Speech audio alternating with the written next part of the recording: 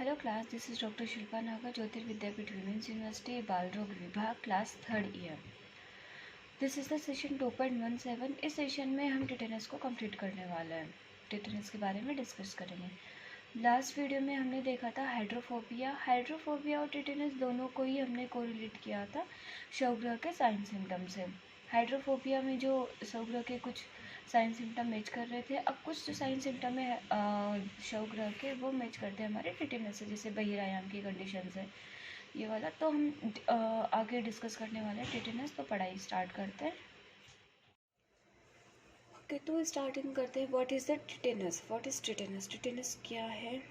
Tetanus is an illness characterized by an acute onset of hypertonia, painful muscular contraction, usually of the muscle of the jaw and neck, and generalized muscle spasm without other apparent medical causes.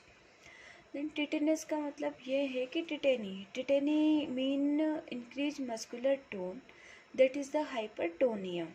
तो tetanus में होता क्या है कि acute onset of hypertonia होता है। Hypertonia हो रहा है because of the muscular contraction या स्पाज्म की वजह से। साथ में पेनफुल मसल कॉन्ट्रैक्शंस मिलेंगे। मेनली जो इन्वॉल्व मसल है हमारी टिटेनस में वो जो कि मसल्स और नेक मसल्स होती है। इसके अलावा जनरलाइज मस्कुलर स्पाज्म होगा और इनका कोई मेडिकल कोजेज हमें ऐसा नहीं पता लगेगा कि हुआ क्यों है। Despite widespread immunization of infant and children in the US since the 1940, tetanus still occurs in the US. Tetanus जब भी जो वैक्सीनेशन शेड्यूल हम पढ़ते हैं तो उसमें हम टिटेनस वैक्सीन का भी शेड्यूल पढ़ते हैं। जब हमने इनिशियली इम्यूनाइजेशन स्टार्ट किया है इन्फेंट्स में टिटेनस का, तो उससे रेट तो कम हुई है, लेकिन फिर भी टिटेनस है वो डेवलप होता ही है। Then distribution of the tetanus हमने देखा है। This is the world wide distribution of the tetanus. तो जो 50 to 90% ऑफ द डिस्ट्रीब्यूशन है वो येलो रीजन जो है हमारे इंडिया उसको कवर करता है, वहाँ होता है। Tetanus it is a silent killer, जो हम अभी यहाँ देख रहे हैं कि it is often called the silent killer since infant often die before their birth is recorded. ऐसा भी बना गया है कि बिफोर बर्थ भी अगर इसका इन्फेक्शन होता है तो जो इन्फेंट है वो डाई हो जाता है। तो दैट्स वाई इसे हम साइलेंट किलर बोलते हैं। Then caused by clostridium titanium, जो टिटेनी इसका पॉजिटिव एजेंट है that is the clostridium tetani. Clostridium tetani is a gram positive bacteria, spore forming bacteria होता है एंड एनारोबिक बेसिलाई होता है। Positive agent clostridium tetani, this the structure stand pus from a mixed anaerobic infection. जब tetani infection हुआ है clostridium tetanus का, तो जो उसकी स्ट्रक्चर हमने ऑब्जर्व करी है वही इस तरीके से है। एटलीस्ट 3 डिफरेंट क्लोस्ट्रीडिया आर अपीरियंट, तो इसमें 3 अलग अलग टाइप के क्लोस्ट्रीडियम्स हमें दिख रहे हैं। This is the electron micrograph of vegetative Clostridium tetani cells. जो हमने पढ़ा है कि वेजिटेटिव यानी कि रिप्रोडक्टिव टिटेनी सेल्स है, उनका इलेक्ट्रॉन माइक्रोग्राफ है। इन मॉर्फोलॉजी एंड फिजियोलॉजी रिलेटिवली जो क्लोस्ट्रीडियम टिटेनी बैक्टीरिया है वो लार्ज होता है, ग्राम पॉजिटिव है और रोड शेप बैक्टीरिया है, जो हम देख रहे हैं कि इसकी रोड टाइप की शेप होती है। Spore forming bacteria anaerobic bacteria है। एनारोबिक बैक्टीरिया है इसलिए जहाँ पे ऑक्सीजनेशन नहीं है वहाँ भी ये सर्वाइव कर सकता है, और स्पोर फॉर्मिंग बैक्टीरिया इससे ये इसकी डोरमेंट स्टेज में रहता है। स्पोर फॉर्म है जो बैक्टीरिया की वो हमें मेनली फाउंड इन सॉइल में मिलती है, specially heavily manured soil, and it is the intestinal and in the intestinal tract and faeces of various animal में भी हमें क्लोस्ट्रीडियम टिटेनी मिलता है। तो एनिमल्स के जो इंटेस्टाइनल ट्रैक्ट और फेसेस में हमें मिलने वाला क्लोस्ट्रीडियम टिटेनी, जब भी डेफिकेट करेंगे सॉइल में जाके क्लोस्ट्रीडियम टिटेनी है या इसका स्पोर है वो वहाँ जा कर के सॉइल में को इन्फेक्ट करेगा। और जब हैवीली मैनर्ड सॉइल है, यानी कि जब वो सॉइल जहाँ पे हम काम ज़्यादा कर रहे हैं, मैनिपुलेशन ज़्यादा हो रहा है, लोग ज़्यादा आ रहे हैं, उनके कांटेक्ट में ज़्यादा आ रही है सॉइल, उससे इन्फेक्ट होंगे पर्सन्स या humans. Strictly fermentative mode of metabolism होता है इसका। Clostridium tetani spores are found everywhere, हमें कहीं भी मिल जाते हैं सॉइल में। Spores of Clostridium tetani are found in soil throughout the world. Spores are very resistant to harsh condition. जो स्पोर्स है क्लोस्ट्रीडियम टेटेनी की वो heat, radiations, chemicals and drawing ये रेसिस्टेंट होते हैं. इनके लिए इनका स्पोर्ट्स पे इन सब कंडीशंस का, एनवायरमेंटल कंडीशंस का कोई इफेक्ट नहीं होता है. Then spore can survive for a long time in environment, 100 year possibly. Then methods of transmission. जो स्पोर्ट्स हैं हमारे सोइल में हैं, अब वो कैसे इन्फेक्ट करते हैं, इनका मोड ऑफ ट्रांसमिशन क्या है वो पढ़ेंगे. मेथड ऑफ ट्रांसमिशंस क्या है. Clostridium tetani can live for year as spore in animal faeces and soil. तो हम पढ़ चुके हैं कि लगभग 100 ईयर्स तक भी क्लोस्ट्रिडियम टेटेनी के जो स्पोर्स फॉर्म में है वो लाइव रह सकते हैं. As soon as it enter the human body through a major or minor wound and the conditions are anaerobic, the spore germinate and release the toxins. Mainly जो clostridium tetani का spores है वो कोई भी हमें मेजर या minor wound हुआ है, कट हुआ है और हम स्पोर के कांटेक्ट में आए तो स्पोर हमारे अंदर एंटर कर जाएगा ह्यूमन बॉडी के अंदर, और जैसे ही उसे एनारोबिक कंडीशंस मिलेगी तो स्पोर जर्मिनेट होगा और वहाँ पे अपने टॉक्सिन्स रिलीज करना स्टार्ट करेगा. टिटेनस में follows Burns, deep puncture wound, year और डेंटल इन्फेक्शन, एनिमल बाइट और एबॉर्शंस के बाद भी टिटेनस हो सकता है. बिकॉज ऑफ द बर्न्स हैं, डीप वुंड, पंक्चर वुंड्स हैं, या ईयर डेंटल इन्फेक्शन हुआ है, एनिमल बाइट है, एबॉर्शंस हैं, तो वहाँ पे किसी भी तरीके से अगर स्पोर्ट्स के हम कॉन्टेक्ट में आ गए हैं तो भी टिटेनस हो सकता है. स्पोर्ट्स हमारे ह्यूमन के अंदर एंटर कर सकता है. Only the growing bacteria can produce the toxins. जो ग्रोइंग बैक्टीरिया है, जर्मिनेटेड स्पोर है, वही टॉक्सिन रिलीज कर सकता है, प्रोड्यूस कर सकता है. It is the only vaccine preventable disease that is infectious but not contagious from person to person. जो टिटेनस डिजीज़ है वो ओनली वैक्सीन प्रिवेंटेबल डिजीज़ है. जैसे ही हमने लगा कि टिटेनी होने के चांस है, इन्फेक्शन होने के चांस है, तो हम वैक्सीन लगाएंगे और वो प्रिवेंट हो जाएगी. टिटेनस एक इन्फेक्शियस डिजीज़ तो है लेकिन कंटाजिनस नहीं है. कंटाजिनस का मतलब है कि पर्सन टू पर्सन स्प्रेड होने वाली डिजीजेज नहीं है टिटेनस. ये एक इन्फेक्शियस डिजीज है जो हमें स्पोर से या क्लोस्ट्रिडियम टिटेनस से इन्फेक्शन हो रहा है, सोइल टू ह्यूमन जा रहा है. मेथड ऑफ ट्रांसमिशन को कंटिन्यू करते हैं आगे. टिटेनस में फॉलो बर्न, ये हमने पढ़ लिया. Only the vaccine person to person हो चुका है. देन क्लोस्ट्रिडियम टिटेनी हम डिस्क्राइब करते हैं. एंट्री ऑफ स्पोर कैसे हो रही है बॉडी में. Entry of Clostridium tetani into the body usually involve implantation of spore into the wound. Initially कोई वुंड हुआ है, कट लगा है, वहाँ पे स्पोर का इम्प्लांटेशन होगा. उसी के बाद क्लोस्ट्रिडियम टिटेनी बॉडी में एंटर करेगा. आफ्टर गेनिंग एंट्री, जैसे ही क्लोस्ट्रिडियम टिटेनी वुंड के थ्रू बॉडी में एंटर करता है, tetani spore can persist in the body for month, और वो अपने proper low oxygen growth conditions या एनारोबिक कंडीशंस का वेट करते हैं ताकि आगे उनमें जर्मिनेशंस और टॉक्सिन्स रिलीज हो सके.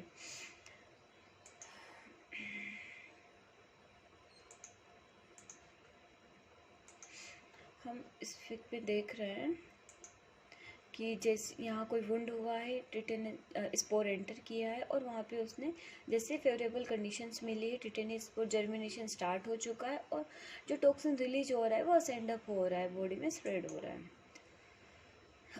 Clostridium tetani produces toxigenic diseases.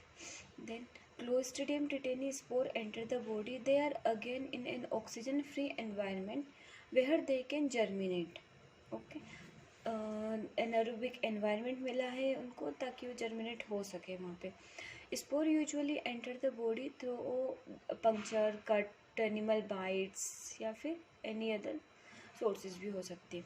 Bacteria can produce tetanus when which circulates in the body.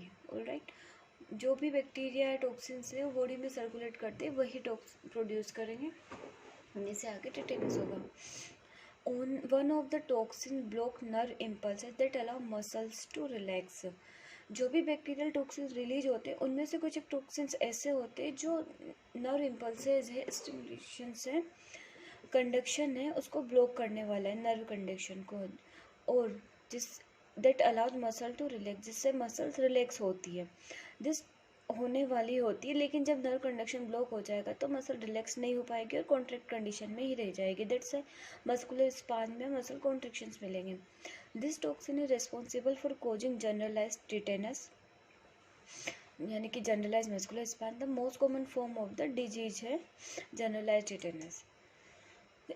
Virulence and pathogenicity, not pathogenic to human and animal but invasive infection but by the production of a potent protein toxin। Mainly जो इसमें toxin है वो protein toxins निकलते हैं जो कि body के अंदर जाके इन्फेक्शन प्रोड्यूस करते हैं और नर्व कंडक्शन को ब्लॉक करते हैं, मसल को रिलैक्स नहीं होने देते हैं।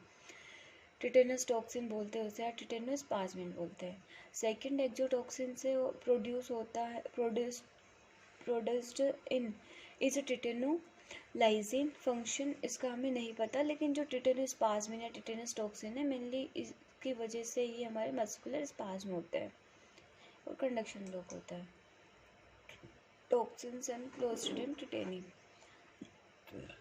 टिटेनस स्पाज्मिन जो एक्सोटॉक्सिन है हमारा प्रोड्यूस लोकली प्रोड्यूस हुआ जहाँ पे बैक्टीरिया जो क्लोस्ट्रिडियम टिटेनी स्पोर्म था उसका जर्मिनेशन स्टार्ट हुआ था।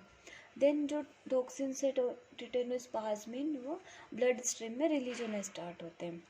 ब्लड स्ट्रीम में जाकर वो binds to peripheral motor neuron terminals and nerve cells of anterior horn of spinal cord. Peripheral motor nerve cell से वहाँ पे उनके टर्मिनल्स पे जाकर बाइंड होते हैं और एंटीरियर हॉर्न सेल है जो स्पाइन की वहाँ पे टॉक्सिन जाकर के बाइंड हो जाते हैं।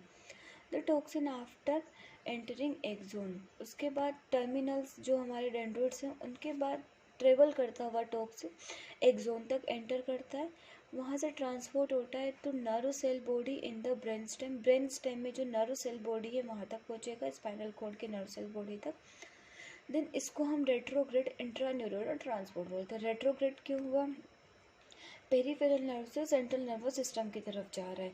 पेरीफेरल नर्व को या anterior horn of spinal cord की नर्व सेल्स को इन्फेक्ट करता है, उसके बाद ये वहाँ से सेल बॉडी में जाएगा, सेल बॉडी से एक्सोन तक जाता है, ओके, और एक्सोन से ये ब्रेन स्टेम सेल तक जाता है।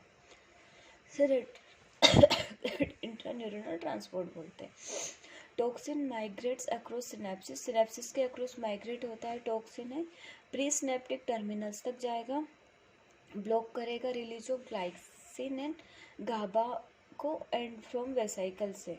जो गाबा और ग्लाइसिन है ये मस्कुलर रिलैक्सेशन के लिए सिग्नल्स इंड्यूस करते हैं, प्रोड्यूस करते हैं, लेकिन जब गाबा और ग्लाइसिन ही का रिलीज है वो ब्लॉक हो जाएगा तो जो मसल्स अपनी कॉन्ट्रैक्ट स्टिमुलेटेड कंडीशन में वो उसी कंडीशन में रहेगी, मसल कॉन्ट्रैक्ट रह जाएगी, रिलैक्स नहीं हो पाएगी। टिटेनस टॉक्सिन प्रोड्यूस व्हेन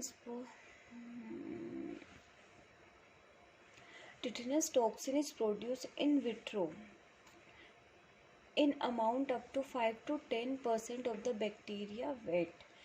जो टीटी है, टीटी इंजेक्शन की हम बात कर रहे हैं, टिटेनस वैक्सीन की, उसके रिगार्डिंग हम बात कर रहे हैं कि जो टीटी है उसको हम प्रोड्यूस कर सकते हैं इन विट्रो यानी के लैब में। बैक्टीरिया का जो वेट है उसका 5 to 10% अमाउंट में हमें मिलता है। Estimated lethal human dose of tetanospasmin 2.5 nanogram per KG body weight होती है। Because the toxin has a specific affinity for nervous tissue, जो टॉक्सिन है मेनली नर्वस टिश्यूज़ पर ही अटैक करता है, उन्हें इसको बाइंड करता है। Because the toxin has a specific affinity for nervous tissues it is referred to as a neurotoxin. तो जो हमारा टिटेनस का टॉक्सिन है वो मेनली न्यूरोटॉक्सिन होता है। न्यूरोटॉक्सिन इसलिए क्योंकि उसकी स्पेसिफिक एफिनिटी होती है नर्वस सेल से होती है। The toxin has no known huge function to Clostridium tetani. Now we are going to study the tetanus toxin transport. How does it happens? Then initially this is the tetanus toxin. This is the protein receptor of this cell and this is the ganglioside cell. Okay. Initially the tetanus toxin bind होता है cell binding site पे इसका, उसके बाद वो travel करता है, travel करते करते हमारे स्नैप्स पे आता है, स्नैप्स पे आके जो गावा था उसके जो सिक्रेशंस होने वाले थे वेसाइकल से उनको स्टॉप करता है, उनको ब्लॉक करता है। Initially binds to peripheral nerve terminal पे बाइंड हुआ है toxin, transported within the axon पे ट्रांसपोर्ट हो रहा है across the synaptic junction, axon से ट्रांसफर होकर के सिनेप्टिक जंक्शन पे आ रहा है until it reaches the central nervous system, जो ब्रेन स्टेम्स था वहाँ पे पहुँच गया है।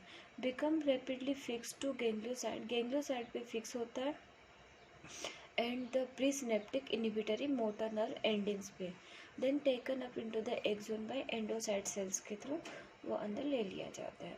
Further toxin manifestation, as growing cells of clostridium tetani produce tetanospasmin at the wound site and toxin start to migrate along nerve into the central nervous system where it block the release of inhibitory neurotransmitter। Okay, initially जो toxin है हमारा टेटेनोप्लाज्मिन one side पे produce होकर के वो nerve cell पे migrate होता है नर्व सेल के थ्रू वहाँ से, और सेंट्रल नर्वस सिस्टम में ट्रांसफ़र होता है जा करके जो इनहिबिटरी न्यूरोट्रांसमीटर गाबा था हमारा उसको ब्लॉक कर देता है गाबा की रिलीज को। As a consequence of too much activated transmitter, muscles are overstimulated to repeatedly contract। Initially muscle contracted है तो वहाँ पे ओवर स्टिमुलेटेड मसल्स है तो बार बार कॉन्ट्रैक्ट होती है, इसको स्पास्टिक पैरालिसिस की कंडीशंस डेवलप होती है जब एक्टिवेटेड ट्रांसमीटर से उनकी अमाउंट बहुत ज़्यादा है और मसल ओवर स्टिमुलेटेड है लेकिन जो मसल को इनिबिट करने वाले स्टिमुलेशन को उसको जो न्यूरोट्रांसमीटर है मसलक्यूलर न्यूरोट्रांसमीटर है जो मसल को इनिबिट करने वाले स्टिमुलेशन को वो ब्लॉक हो गए तो मसल ओवर एक्साइटेड की कंडीशन में रह जाती है, कॉन्ट्रैक्ट रह जाती है। That's why it's called the spastic paralysis. Muscles में एक स्पास्टिसिटी डेवलप हो जाती है। हाउ द टॉक्सिन किस तरीके से एक्ट करता है, block the release of inhibitory neurotransmitter, जो हम पढ़ चुके हैं कि जो इनिबिटरी न्यूरोट्रांसमीटर है हमारे गामा उसके रिलीज को ब्लॉक करता है toxin, glycine and gamma aminobutyric acid को across the synaptic cleft which is required to check the nervous impulse. Nerve जो इम्पल्स है हमारे एक्टिवेशन वाले उनको ब्लॉक करने के लिए ज़रूरी होता है और वही इनिबिट हो जाते हैं, उन्हीं का सिक्रेशंस नहीं हो पाता है। If nerve impulse can not be checked by normal inhibitory mechanism, जो हमारी नॉर्मल इनिबिटरी मैकेनिज्म है उसके थ्रू अगर नर्व इम्पल्स स्टॉप नहीं हुए चेक नहीं हुए तो it leads to unopposed muscular contraction, जिसकी वजह से बिना रुके ही मस्कुलर कॉन्ट्रैक्शन होते रहते repeatedly continuously and muscular spasm होता है। That is the characteristic of tetanus. Tetanus का जो कैरेक्टरिस्टिक है unstopped muscular contraction spasm. Symptom of the tetanus, tetanic seizures होगा, painful powerful burst of muscle contractions, उसे हम टिटेनिक सीजर्स बोलते हैं। जब ओवर स्टिमुलेशंस की कंडीशन में है मसल, उनको इनिबिट करने वाला जो एक्साइटेटरी न्यूरॉन्स है न्यूरोट्रांसमीटर है उनकी अमाउंट ज़्यादा है, इनिबिटरी न्यूरोट्रांसमीटर हमारे ब्लॉक हो चुके हैं तो इस कंडीशन में पेनफुल पावरफुल मस्कुलर कॉन्ट्रैक्शंस होते हैं, उससे टिटेनिक सीजर्स बोलते हैं। If the muscle spasm affect the larynx और चेस्ट, अगर जो मस्कुलर स्पाज्म है वो हमारी लेरिंग्स और चेस्ट वॉल की मसल में हुए हैं तो उसकी वजह से एस्फेक्जिएशंस हो गए, एस्फेक्सिया की कंडीशन डेवलप होगी, जो कि मसल में स्पाज्म से स्टिफनेस ऑफ जो हो जाएगी, लॉक्ड जो की कंडीशंस बनेगी, एब्डोमिनल और बैक मसल में स्टिफनेस आ जाएगी। तो जो पेशेंट की पोजीशन है वो इस तरीके से हाइपर फ्लेक्सन वाली बैक से, और जो हमारा एब्डोमेन और चेस्ट है वो हाइपर एक्सटेंशन में होगा, बैक होगी वो हाइपर फ्लेक्सन में चली जाएगी। फेशियल मसल में कॉन्ट्रैक्शन हो गई, फास्ट पल्स होगी, फीवर और स्वेटिंग की कंडीशन डेवलप होगी। Next patient manifest with a person suffering from tetanus undergo convulsive muscle contraction of the jaw called lockjaw. तो हमने देखा साइन सिम्टम में पेनफुल मस्कुलर कॉन्ट्रैक्शंस होते हैं, तो जॉ की मसल्स में हो रहे हैं तो उसे लॉक जॉ की कंडीशंस बनेगी, कन्वल्जिव मस्कुलर कॉन्ट्रैक्शंस होंगे जॉ में, जो लॉक हो जाएगा। The contraction by the muscle of the back, अगर बैक की मसल्स में कॉन्ट्रैक्शन है और एक्सट्रीमिटीज़ की मसल्स में कॉन्ट्रैक्शंस होते हैं उसकी वजह से वायलेंट और स्ट्रॉन्ग कंडीशंस बनती है, जिससे बोन फ्रैक्चर भी हो सकता है, इतना ज़्यादा मस्कुलर स्पाज्म होता है।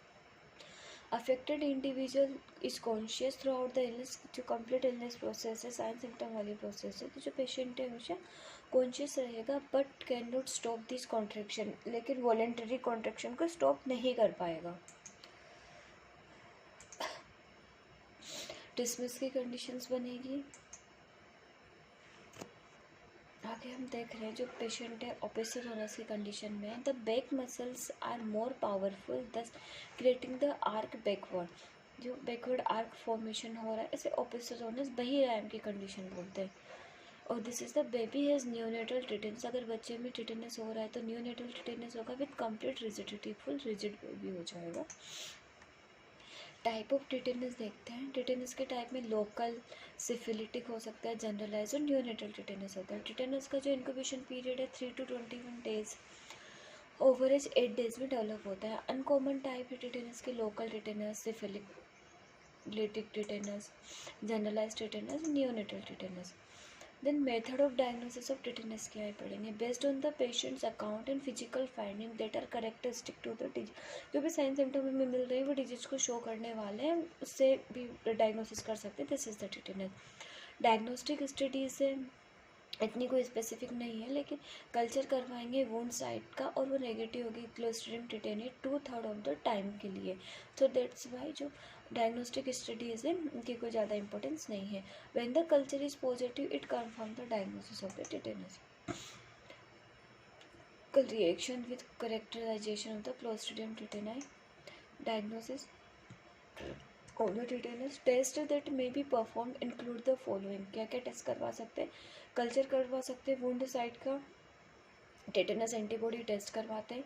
अदर टेस्ट में be use to rule out the meningitis, rabies, strychnine poisoning and other disease with similar symptom. तो जो डिफरेंशियल डायग्नोसिस है टिटेनस का मेनिंजाइटिस से, रेबीज से, स्ट्रिक्निन पॉइजनिंग से कर सकते हैं, क्योंकि इनमें सिम्टम लगभग एक समान होते हैं। ट्रीटमेंट ऑफ द टिटेनस है, if treatment not shot early the disease is often fatal, tetanus वाली डिजीज है फेटल हो सकती है अगर हमने इनिशियली कोई प्रिकॉशनरी मेजर्स फॉलो नहीं किए। The bacteria killed with antibiotics का यूज करेंगे, एंटीबायोटिक पेनिसिलिन और टेट्रासाइक्लिन का यूज करेंगे। Further toxin produce is thus preventive, उसके बाद जो टॉक्सिन्स होंगे प्रोडक्शन वो प्रिवेंटिव होंगे। Toxin is neutralize with shots of tetanus immunoglobin TIG, जो भी टिटेनस बैक्टीरिया के टॉक्सिन्स हैं वो हमें टिटेनस इम्यूनोग्लोबुलिन के यूज से ही न्यूट्रलाइज किए जा सकते हैं, तो टिटेनस इम्यूनोग्लोबुलिन का यूज करेंगे। अदर ड्रग जो हम दे सकते हैं पेशेंट को सिडेशन प्रोवाइड करने के लिए, मस्कुलर रिलैक्स के लिए, पेन को रिलीव करने के लिए हमें देनी है। Due to the extreme potency of the toxin immunity does not result after the disease, के बाद कोई इम्यूनिटी नहीं रहती क्योंकि टॉक्सिन की एक्सट्रीम पोटेंसी रहती है। अगर वो स्लो वर्किंग होता तो इम्यूनिटी प्रोड्यूस होती है, लेकिन इसमें इम्यूनिटी प्रोड्यूस नहीं होती। नेक्स्ट टाइम अगर कोई इन्फेक्शन हुआ तो भी उसको साइन सिम्टम होने के चांसेस होते हैं। मेथड ऑफ प्रिवेंशन है from tetanus, that is immunisation. A person recovering from tetanus should begin active immunisation with tetanus toxoid during convalescence. A person जो टिटेनस से रिकवर हो रहा है उसको भी हमें इम्यूनाइज करना है। Tetanus toxoid is a formalin inactivated toxin होता है with an efficacy of approx 100% इसकी एफिकेसी होती है। एक बार हमने अगर टिटेनस टॉक्सोइड का यूज कर दिया तो जो टिटेनस टॉक्सिन है वो न्यूट्रलाइज हो जाएगा। द DTaP जो भी वैक्सीन हमारे टिटेनस, डिफ्टीरिया, पर्टोसिस टॉक्सोइड के लिए हम इसे यूज करते हैं। It is routinely given in the using during childhood में। तो US की टॉक्सिन से हम टॉक्सोइड भी देते हैं। DPT का इंजेक्शन, DPT का जो वैक्सीनेशन करता है डिफ्टीरिया, टिटेनस, पर्टोसिस के लिए, वो इंडिया में होता है। After 7 years of age only TT needs to be administered because the antitoxin level decrease over time। जब भी हमने वैक्सीनेशन किया तो जो एंटीटॉक्सिन लेवल है हमारा वो टाइम के हिसाब से डिक्रीज होता जाता है, जिससे टाइम स्पेंड होता है एंटीटॉक्सिन लेवल ब्लड में कम होता जाता है, तो हमें TT टॉक्सोइड की बूस्टर डोज की ज़रूरत पड़ती है। तो बूस्टर इम्यूनाइजेशन भी हर 10 year में करना चाहिए हमें। अदर सपोर्टिंग मेजर्स हैं TT के लिए, वो क्या करने हैं हमें, remove and destroy the source of toxin through surgical exploration, cleaning of the wound, debridement. यानी कि अगर जो वुंड है हमारा that is the entry portal for the tetanus spore clostridium tetani. तो वहाँ पे हमें सर्जिकल एक्सप्लोरेशन कर देना चाहिए, उस विंडो को वहाँ से हटा देना चाहिए, उसकी क्लीनिंग करनी चाहिए, जिससे जो टिटेनस बैक्टीरिया को फेवरेबल एनवायरनमेंट ना मिले, एनारोबिक कंडीशन ना मिले और आगे टॉक्सिन प्रोड्यूस ना हो। पेशेंट को बेड रेस्ट देंगे with non stimulating environment. Stimulating environment क्या होता है? लाउड साउंड हो गई, लाइट्स हो गई, नॉइज़ या टेम्परेचर होता है, एयर हो गई, तो हमें डिम लाइट में रखना है पेशेंट को, रिड्यूस नॉइज़ वाले एनवायरनमेंट में रखना है, स्टेबल टेम्परेचर होगा, इस तरीके से रिकमेंडेड करना है पेशेंट को रहने के लिए। सिडेशंस का हम यूज कर सकते हैं अगर नेसेसरी है बस पेशेंट को काम करने के लिए। Respiratory support, oxygen, ET tube, mechanical ventilations की अगर ज़रूरत है तो उनका यूज करेंगे। स्पेसिफिक ट्रीटमेंट में वुंड को should be debride widely, maintain adequate airway, ample sedation का यूज कर सकते हैं, मसल रिलैक्सेंट का यूज कर सकते हैं, एक्टिव इम्यूनाइजेशन हमें यूज करना है। एनवायरमेंटल स्पोर्ट्स इनको डिस्ट्रक्ट करना है mainly, specially in operation theatres में, specially air flow equipments, filtered ventilation है, वहाँ से हमें इनको स्पोर को डिस्ट्रक्ट करना है तो मेनली फॉर्मेल्डिहाइड का यूज करते हैं। TT tetanus toxoid formalin inactivated tetanus toxin होती है, जिसको हम टीटी टॉक्स जो यूज करते हैं वैक्सीन उसमें यूज करते हैं। शेड्यूल दे इसका 3 to 4 डोज के साथ हम बूस्टर डोज यूज करते हैं एवरी 10 ईयर में। टीटी की जो एफिकेसी 100% होती है, इसको साथ में हम डिफ्टीरिया और परटूसिस के साथ भी यूज करते हैं इसके टॉक्सिन्स को।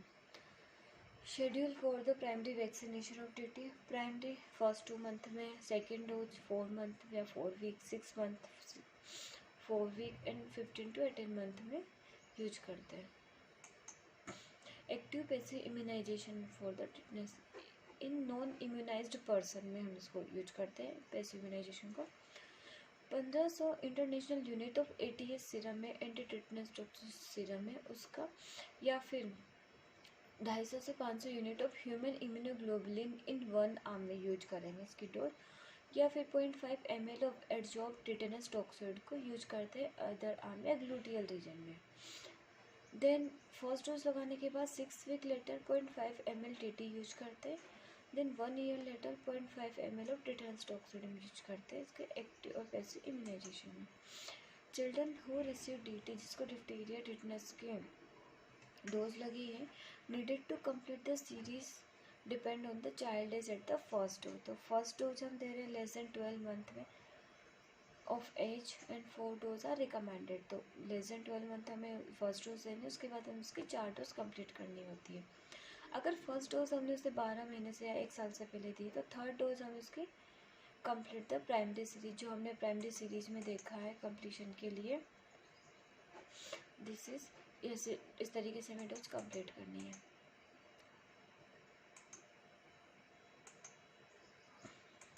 Then care in the hospital to eliminate Clostridium tetani spore को किस तरीके से हम हटा सकते हैं हॉस्पिटल से। एनवायरमेंटल स्पोर है, मेनली OTs में हमें ध्यान रखना है, एयर फ्लो इक्विपमेंट्स है, फिल्टर्ड वेंटिलेशन है, उनमें एयरबोर्न पार्टिकल्स को रिड्यूस करना है। सर्जिकल इंस्ट्रूमेंट मेनली ड्रेसिंग में यूज आते हैं, स्टरलाइज करना है उनको ऑटोक्लेव के थ्रू या डिसइंफेक्ट करना है formaldehyde. Thank you so much.